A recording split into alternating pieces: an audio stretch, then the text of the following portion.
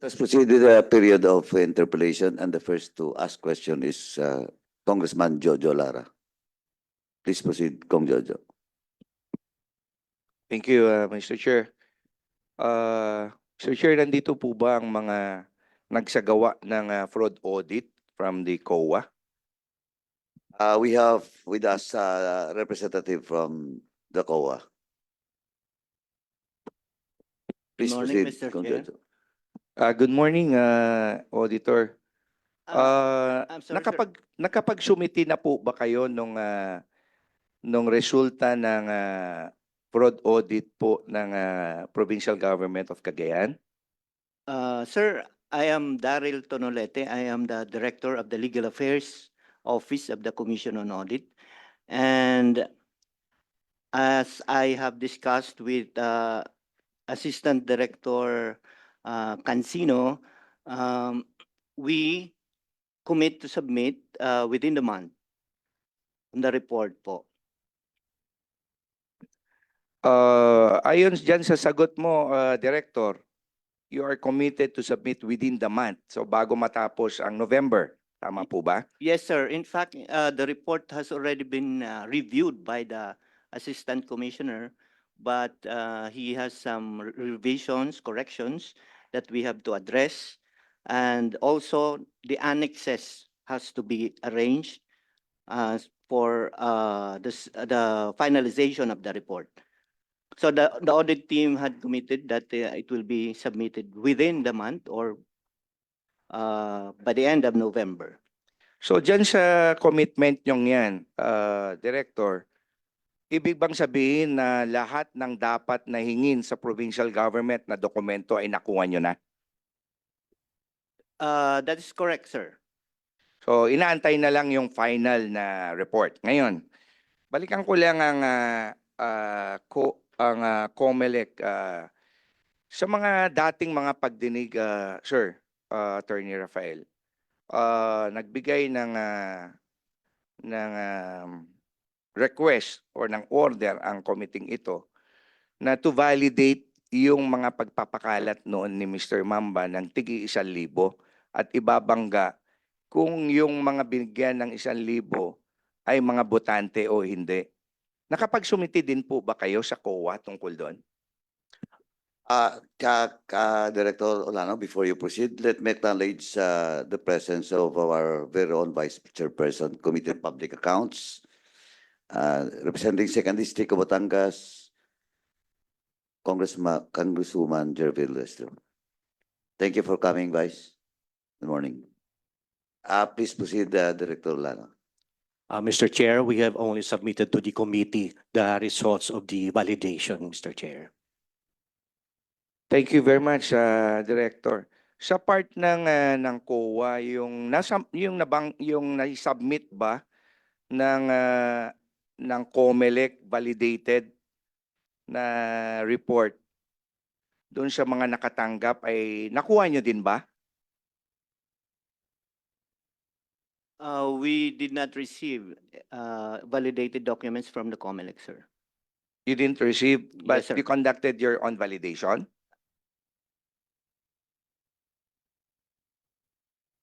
Yes, sir, we did. So you have conducted your own validation. Ngayon, Mr. Chair, punta ako dun sa report na nauna niyong isinumite. No, ito when it comes to the fraud audit conducted by the COA, of course, sa transaction ng Bombo Radyo.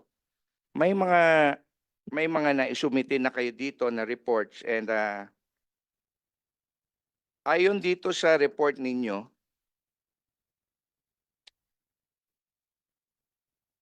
Etong transaction ba ng between the Bombo Radyo and PLGU Cagayan covers what year? COA, Mr. Chair.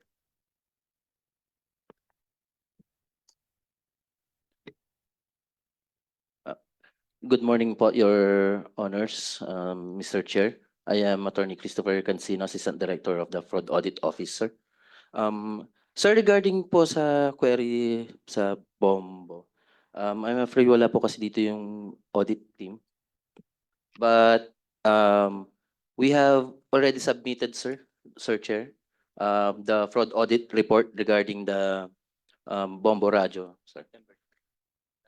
We transmitted to the Honorable House on September 20, 2024, sir. So, andun na po yung mga findings ng team regarding po sa fraud audit ng Bombo, sir. Yes, Director. Kaya ako na itatanong sa iyo kung kailan ang cover nito. Kasi if I remember it right, nung panahon na nag-request ako for a fraud audit, pinapa-cover ko from the time na nagkaroon ng transaction ang Provincial Government of Cagayan at ng Bombo Radio. Kaya ako ngayon na itatanong sa iyo kung anong year ito na isubmit niyo kasi ang naisumitin niyo as far as yung pagbabasa ko po dito sa report ng fraud audit niyo, it covers only contract spanning 2021 to 2023. But nakalagay dito with very incomplete documents. Nabasa mo ba ito, itong sinumiting ito? Sir, yes, sir, you are correct, sir.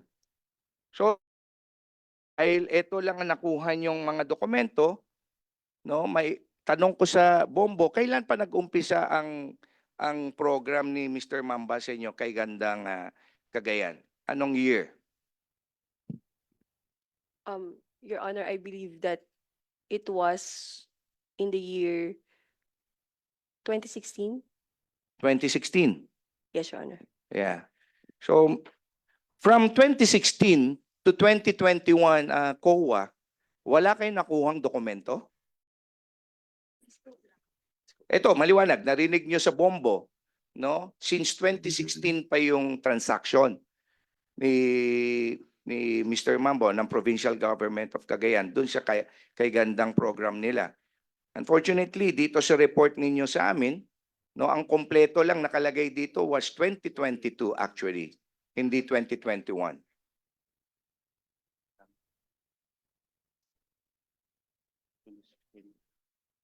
Mr. Chair, with your kind permission, upon discussion with fellow Coens, we have this, when we conduct fraud audit, we have this scoping of fraud audit on which what will be the coverage of the special audit. I'm not part of the special audit team, so maybe the coverage of the special audit is limited with what has been indicated in the office order and the documents submitted by the provincial government of Cagayan. The audit is limited only to what, Director?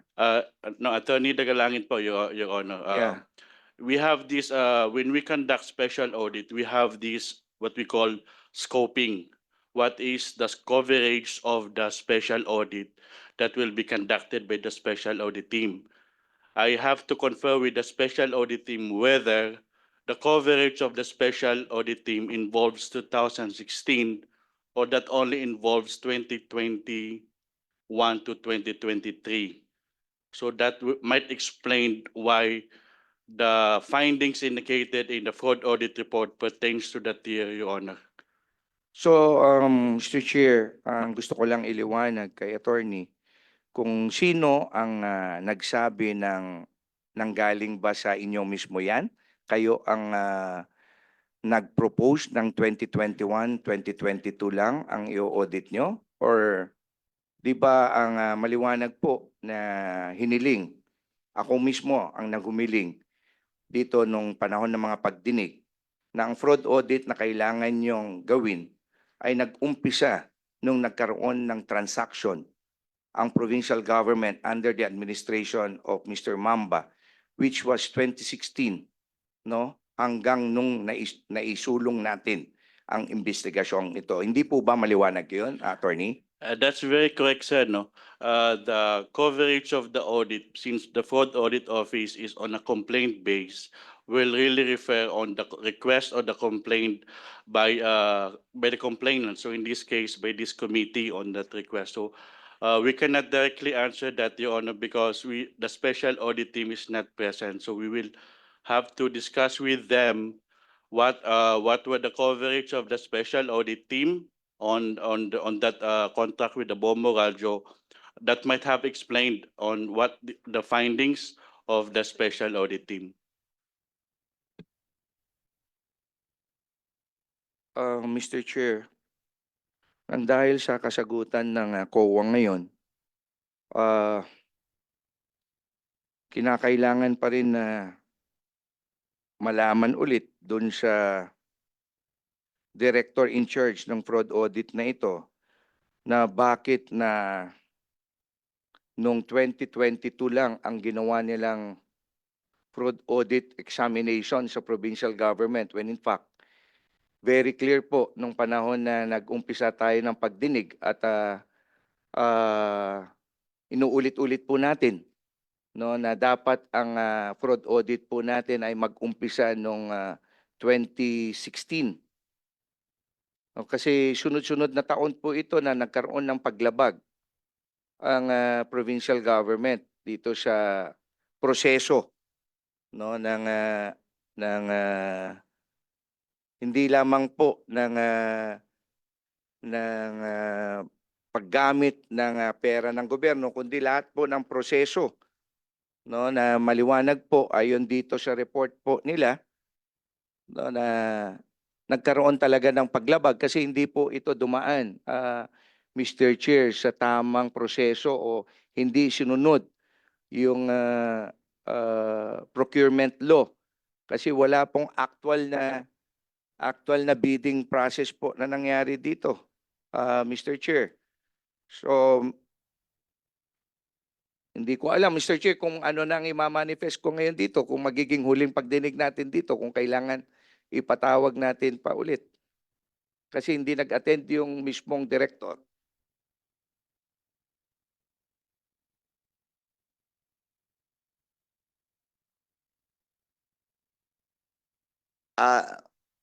COA. Ano na po, just to verify, no? So 2020, period of 2022 lang yung covered ng fraud audit. From 2021 onwards, Your Honor. 2021 onwards. Because it's under the name of Kay Gandang Cagayan. Mr. Chair. Yes, If I may. Mr. Chair, dito pala, nasa report nila, no, page 5 of 94. Nakalagay po dito, the Special Audit Team, letter D, requested contracts and supporting documents from 2014 up to the present. Only contracts spanning 2021 to 2023 were submitted but with very incomplete documents. The transactions in calendar year 2022 were documented more compared to other years, albeit still insufficient. Meron silang attempt o sinulatan malamang Mr. Chair ang provincial government. Unfortunately, wala pong lahat ng dokumento o incomplete po in dokumento. At ang pwede lang nilang makita ay 2021 to 2023. Do you confirm that, attorney? Kasi magkaiba yung statement mo nandito sa amin at etong nakalagay dito. Nabasa mo ba ito? Kasi mahirap na nagko-quote ka dito na hindi mo nababasa ito eh. Ipapasa mo dun sa director. Ang liwanag dito ito. I'm not part of the special audit team. I'm just accompanying the office with respect to the conduct of fraud audit. So Precisely, if you're not privy dito sa sagot mo, mahirap kasi na magsasabi ka niyan. No? Kasi sinasabi mo kanina na ang kinakandak lang is 2021 when in fact no, the special audit team tried. No? Ito, very clear. Tama o mali ako dito? you're correct, Your Honor. I'm just explaining on the process on how we determine the scope of the audit, Your Honor. Yes, but you're trying to insinuate kanina, no? Tama ba yung sinasabi ko? Correct me if I'm wrong. No? Kasi sinasabi mo kanina na ano lang kayo sa 2021, doon sa kay Gandang Cagayan. When in fact, ito very clear po ito, attorney, no, na the SAT requested contracts and supporting documents from 2014 up to the present. Okay? So ito na po, Mr. Chair, once again, kasi wala po dito yung fraud audit team na sasagot dito, ano ang mangyayari dito sa the fact na hindi nag-submit? So kung hindi nag-submit ba ng dokumento, ibig sabihin na absuelto na sila doon? COA, while we recognize that the most important part of such fraud audit is the period of 2021 onwards. But this committee directs COA to investigate, to have a fraud audit from 2014 onwards, di ba? Now, ang reason nyo na hindi fraud audit was not conducted from 2014 to 2020 or the early part of 2021 is that you have not in your possession all those documents that was requested to the provincial government. Tama? Tama po ba?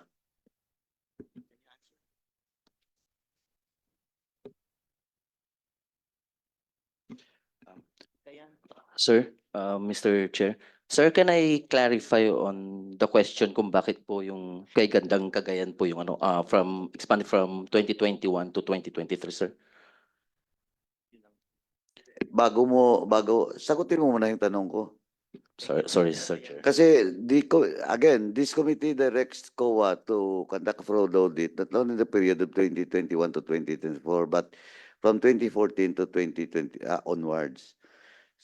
But ang sabi nyo nga, based on your report, the only available data that was in your possession is the period of 2021 to 2021 onward. Now, anong nangyari doon sa 2014 to 2020? Sir Chair,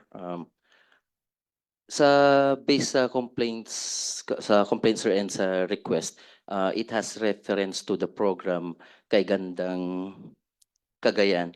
So nung nag-request po ng office order, since yun po yung sa requester, lumilitaw kasi sa records po is the program kay Gandang Cagayan started only on 2021, sir. That is why yun po yung naging coverage po or yung scope po ng fraud audit, sir. But in your report, yung statement you did is wala kayong records from 2014. And that was requested by your fraud audit team. Pero as I have said, this committee directs COA to conduct a fraud audit not only in the period of 2021 onward, but it should start with 2014. Ano bang totoo? Hindi ba kayo nag-request ng documents?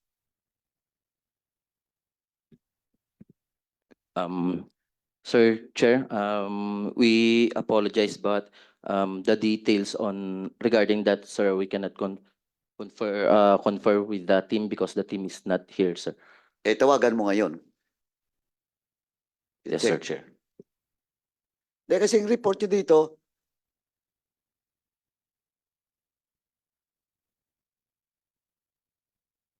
nandito yung report nyo that the provincial government never submitted pertaining documents from 2014 to 2021 or 2020. Ano bang totoo?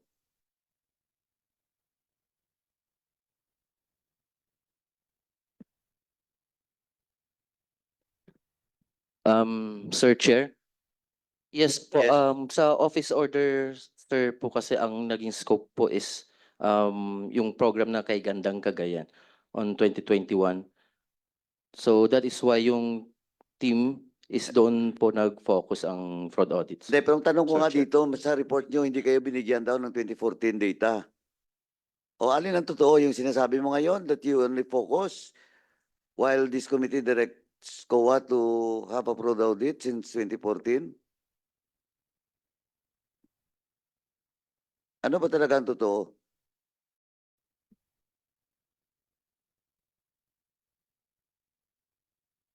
Mr. Chair, may I just ask if the representatives of COA today are the proper representatives to ask these questions? Because otherwise we'd be going around in circles eh. Kasi hindi nila alam. Tinatanong natin, hindi sila part of the whoever that's investigating it, di ba? So, may I just know why the proper parties are not present instead of these representatives today? Kasi sayang lang yung oras natin eh. Please answer the query of co-chair. Sir Chair, the invitation was addressed to Assistant Commissioner Alexander Juliano. But unfortunately po kasi nagkasabay po yung budget hearing sa Senate. So ASCOM Alex Juliano and our Director 4 and kami po yung pinadala, and in the invitation po hindi po nabanggit po yung special audit team, sir. Ang ni-request po are ASCOM level or the director, sir.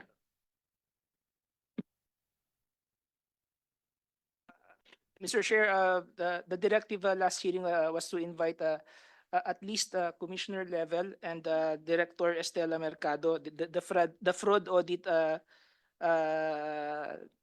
special service sector director.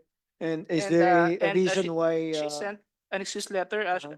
She is involved in the Senate plenary budget hearing, Mr. Chair.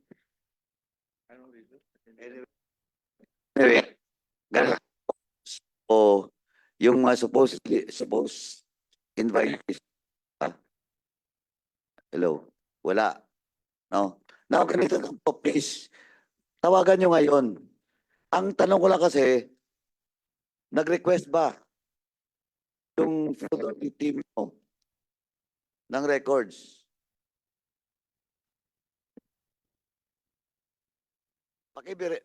Paki-verify lang po. Ngayon. Mabilis na naman Sir yan, di Chair, ba? yes po, tinatawagan na Okay. po, Sir Chair. Kasi, ang sinasabi nyo ngayon, though yun lang po yung office order, but the report states, based on the directives by this committee.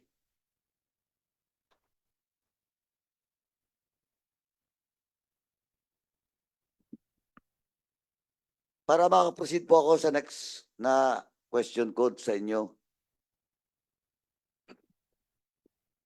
Ganun lang po kasimple. Tawagan lang, you check your fraud audit team.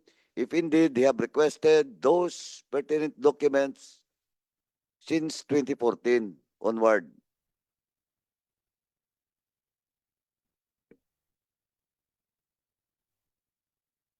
Now, balikan ko na lang po. Mayroon na ba? Sir Chair, antayin pa po namin, sir. Okay, so, sa hintayin natin, pasensya na no? po, sir. Congressman Lara, please proceed. Thank you, Mr. Chair. Sa Bombo, kailan pa ba nagkaroon ng start ang program ni Mr. Mamba sa inyo? 2016, sabi mo kanina, di ba? Yes, Your Honor.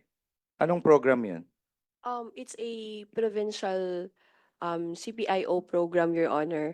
I'm trying to, but the program Kay Gandang Cagayan is only recently, Your Honor. I am trying to confirm the exact date of the start of the program Kay Gandang Cagayan.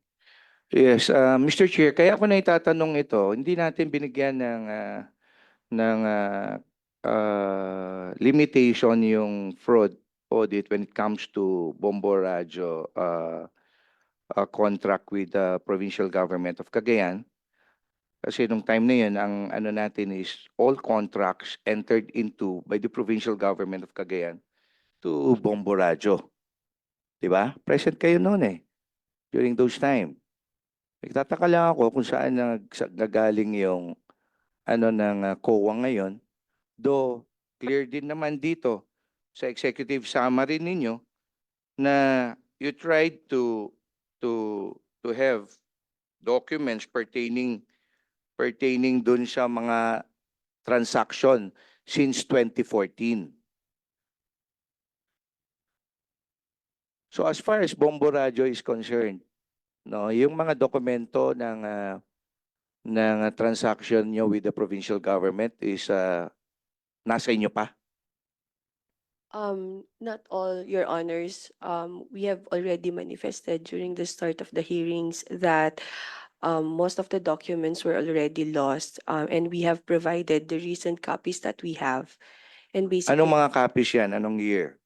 I think, Your Honor, the documents that we submitted was in the year 2022 onwards, Your Honor. 20? 22 onwards, Your Honor. Ba't may 2021 ang COA? Saan sila nakakuha nun? Most probably, Your Honor, with the provincial government. So, Mr. Chair, again, itong purpose, considering na ako po naghaing ng House Resolution nito, ang madalas pong tanong sa akin ng ating mga kababayan sa probinsya ng Cagayan, actually, ngayon matatapos na itong hearing na ito, magkano ba talaga ang nawala sa provincial government? So yun sana ang gustong itanong namin sa COA at this point, Mr. Chair. Kasi kailangan malaman namin kung magkano ba talaga. Kasi as far as the fraud audit is concerned, kung tama ang pagkakaalam namin o pagkakaalam ko, all these times na nag-a-attend ako ng mga hearings no, ng fraud na may kaugnayan sa fraud audit, di ba lahat ng mga dokumento ay pwede nyong ma-access ng fraud audit, attorney? That's correct, Your Honor. In the process of the conduct of fraud audit, we request in the entrance conference and we even subpoena when necessary appropriate officials or agencies to submit these documents, Your Honors.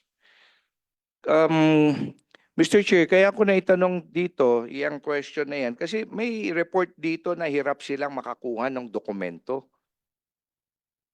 So yun pa yung isang mga issues dito. Bakit nahirapan sila na sundan o sundin ba sila o ano bang pangyayari? Kasi sigurado akong hindi mo kayang sagutin ito dahil hindi naman ikaw ang involved dito eh. So napaka-importante na yung mga involved no, at sumulat nito ang kailangan sumagot talaga nito. Ano ba yung mahirapan? Nahirapan in the sense na walang may gustong sumagot sa kanila. Ano ba talaga? Kailangan ilagay dito sa report. No? Kung ano yung general term na yan na nahirapan, Mr. Chair. Mr. Chair, may I be allowed to comment? Please Uh, proceed. Yes, that's correct. I'm not part of the special audit team. In my line of experience in the conduct of fraud audit, these are the sometimes limitations that we encounter.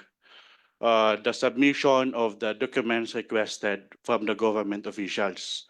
When these are not submitted to the special audit team, these form parts of our limitation on how we conduct the special audit. In line with that, Mr. COA, are there compulsory processes that COA may use to compel submission of documents under your authorities? Mr. Chair, that's correct. Under Section 40 of 1445, the COA representatives are allowed to issue subpoena, juris tecum or attestificandum. And it is also provided in the office order creating the special audit team authorizing the issuance of these subpoenas. So sometimes, in my experience in the conduct of special audit, we issue these subpoenas to the agencies when they did not submitted those documents. But in this particular case, you are not in a position to state whether or not these compulsory processes were used by the audit team. That's very correct, Your Honor. So again, we're going back in circles because you are not the proper person to be here answering these questions. Tama po ba? Yes, po, Your Honor. Co-chair Kit, yun nga ang ano ko eh. Yun nga ang kaya nga hinabol ko na yung fraud audit team kasi ang next na question ko, supposedly you have the powers to issue a subpoena. Eh kung nag-issue kayo ng subpoena sa provincial government, if they refuse, anyway, tinanong na ni Chairman ni Co-Chair Kit, if they refuse to answer or to Answer, attorney. Let me acknowledge the presence of the representative, Mr. Rio Taguok, representing APIC Party List. Thank you, boss. Welcome. Attorney, please proceed. Sir, regarding subpoena issued by the audit team, if the agency will not act on it, the COA, actually the audit team does not have any other process or any other remedy that can resort to compel the submission of documents or appearance of persons. But the process for them to be cited in contempt should be filed in court. The compulsion to produce these documents is just a first action wherein the same can be the basis to be the basis of filing a complaint in court. Kaya nga tinatanong ko, that's why tawagan nyo kasi yun yung sunod ko na tanong. Now you have subpoena powers, then what? Now sabi mo ngayon, attorney, pag hindi nag-comply, yung legal remedy nyo is to file a contempt in the proper court. Now ang tanong muna, before we proceed with that, ang tanong muna, did you issue a subpoena doses tecum to the provincial government?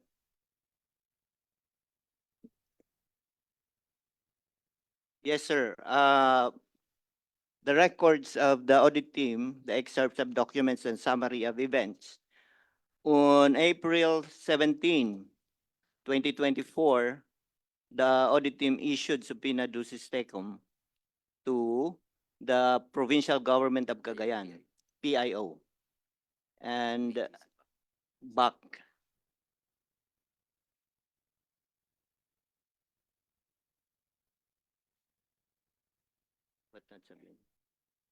Despite the issuance of the subpoena, sir, there was no submission of the requested documents.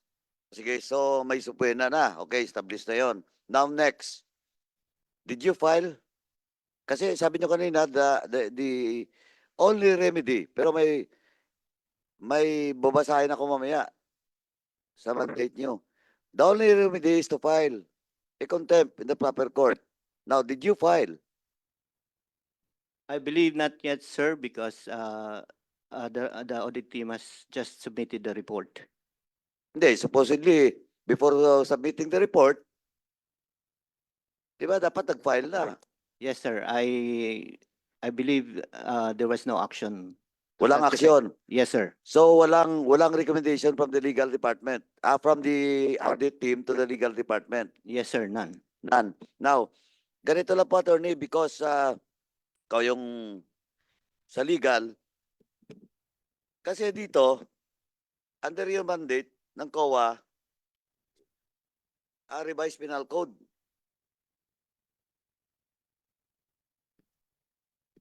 Before attorney, before I read this article, the section the revised penal code, ano yung yung sinasabi mong the only legal remedy, is it in your mandate or is it part of your IRR? I believe it's in the PD 1445, sir. It's the inherent contempt power of the commission, which is by the issuance of the office order, is also delegated to the audit team. So in order for this to have an actionable process, this should be filed with the regular courts. May kopya ka ba niyan?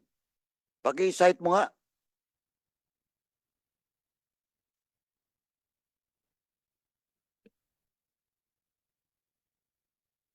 Kasi ito attorney, you're the law, you're more competent, no? Kasi abogado ka eh, but let me read, no? Under the revised penal code, article 150. Ito, article 150, disobedience to summons issued by the National Assembly its committees or subcommittees by the constitutional commissions, its committees, subcommittees, or divisions. The penalty of arresto mayor or a fine ranging from 200 to 2,000, lumapat or both such fine and imprisonment shall be imposed upon any person who having been duly summoned to attend as a witness, blah, blah, blah, etc., etc. So, this provision will not be applied to COA. That pertains to summons, sir. I believe the contempt powers provided under PD 1445 is where the power of the audit team is coming from, which is also stated in COA Memorandum 2020-014 dated September 30, 2020. This pertains to the revised guidelines on delineation of authority and responsibility in the evaluation of complaints, information of fraud, requests for fraud audit and other cases, the conduct of fraud audit and reporting thereof, and other purposes. Under 6.3.7, Mr. Chair, it states that should there be a need to issue subpoena ad testificandum for the appearance and testimony of concerned individuals or subpoena duces tecum for the submission of relevant documents, the authority of the team to issue subpoenas must be specifically stated in the office order. So in this case po, stated naman po siguro kasi they issued the subpoena.